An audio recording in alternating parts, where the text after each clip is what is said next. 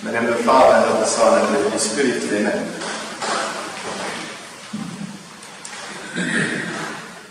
In the Gospel of today, we see that the relationship is not working between this woman and the city. She is considered a sinful woman, most likely a prostitute. On the other hand, the Pharisee, who welcomes our Lord for a meal, is also a man who is a broken relationship, inasmuch as he scolds that woman, he considers her as of no value. We are all people who find our fulfillment in relationships with others. When we are isolated, we are simply not happy. It's normal.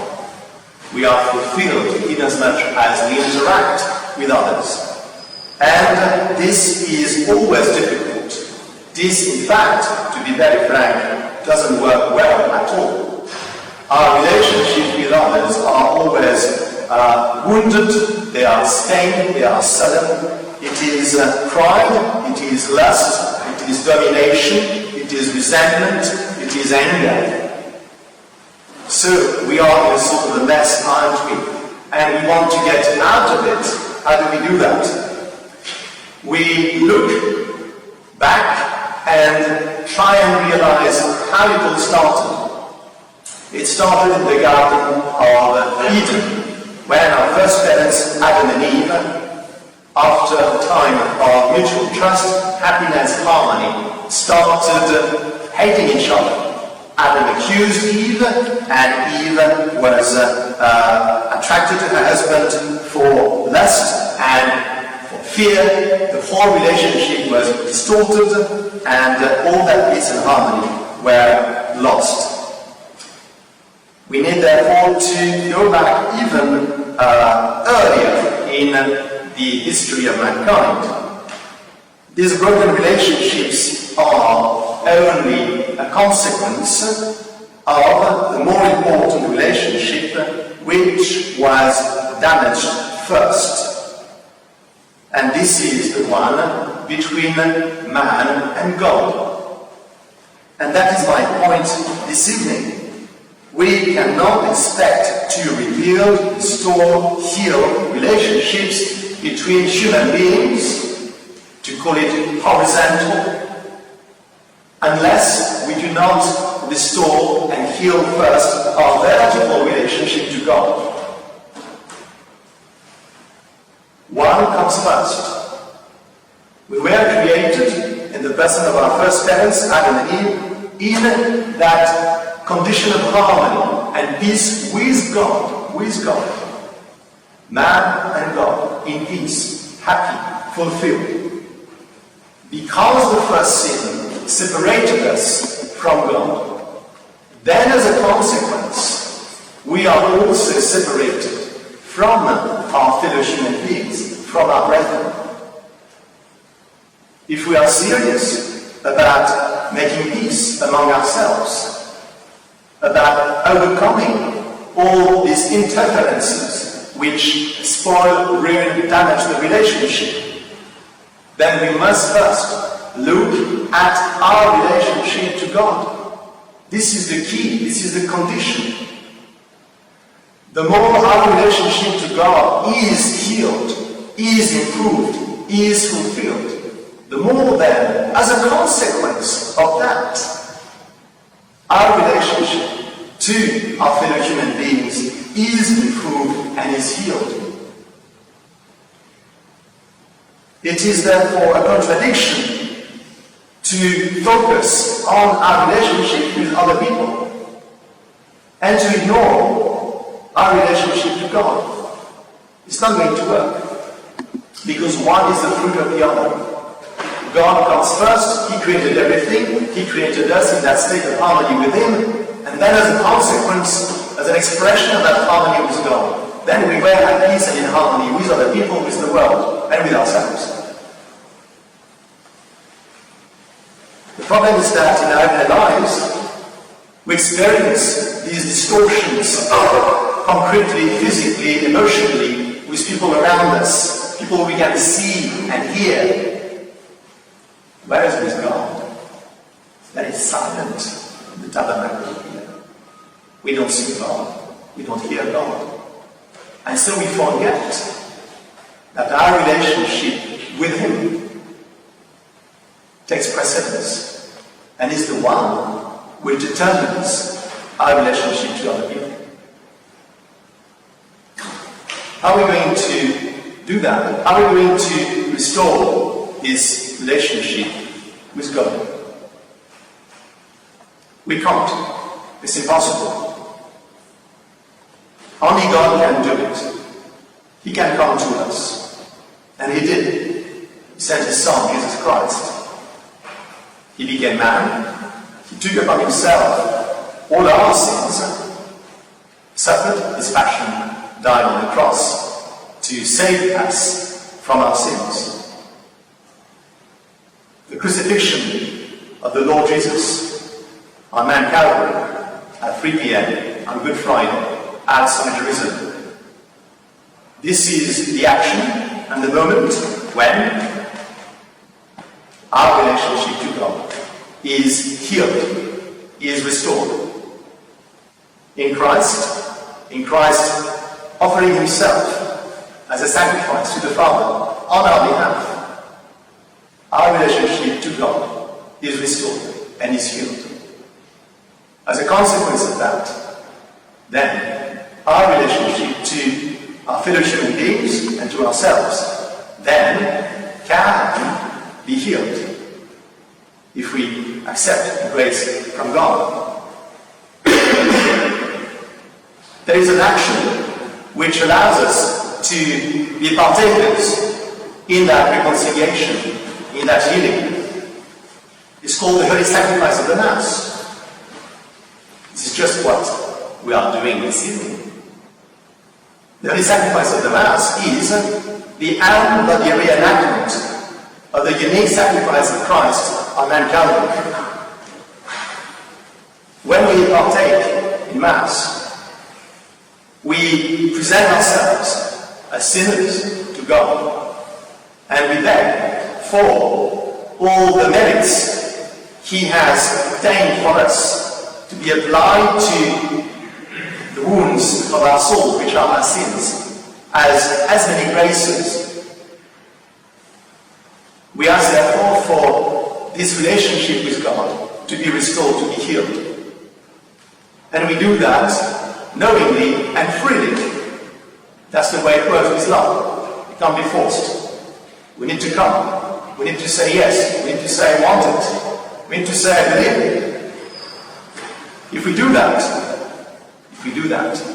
then the infinite efficacy of this action, the sacrifice of Christ on the cross, is furthered, forwarded across space and time.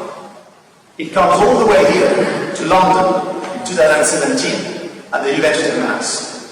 And for each single one of us here this evening, there is exactly the kind of grace and quantity that he or she needs to become saint. It was planned. From the beginning, God knew all that we would need. He merited all these graces for us on the cross. Then it's up to us to tell Jesus, Lord, I believe that you can make me whole, make me pure, make me holy. I believe that my broken relationships with my friends, my colleagues, my family, with myself, this is not the last word. You are the word eternal. You are coming to heal me. You do it through your sacrifice.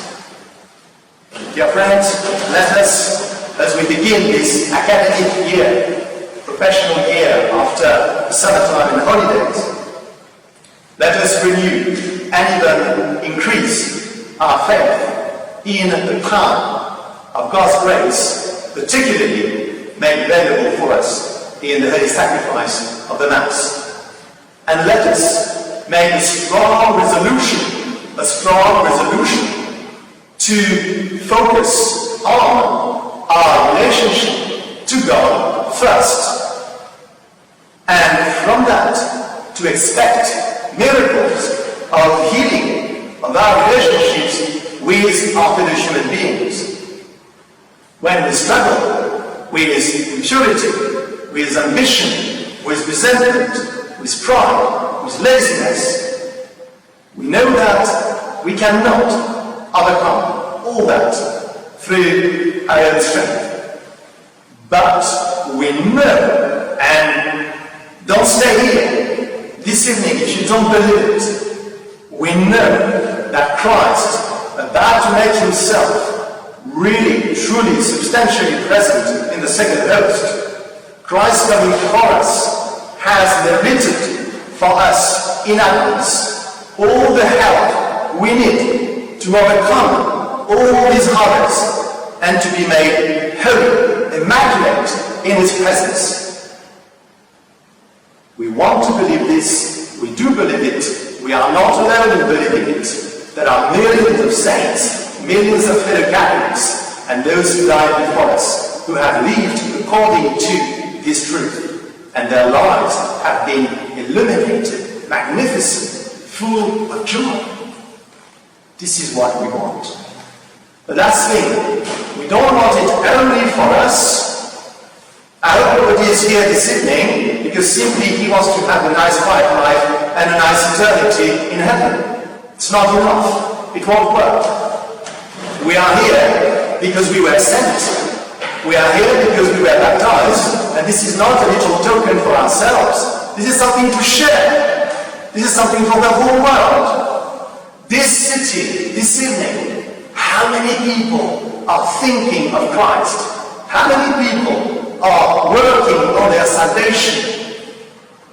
They're all busy with worldliness. Where is the flesh? Where is the devil?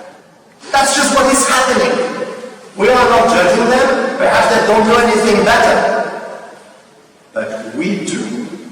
I do. You do. We know Christ and his church. We know our Blessed Lady. We know the sacraments. We know the saints. And this is why tonight I want each one of you to make a commitment to Christ and to Our Lady and the church and say, please, through my witnesses, make me an apostle.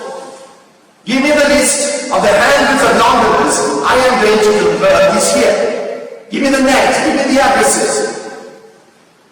We want to be effective. We want to spread God's grace.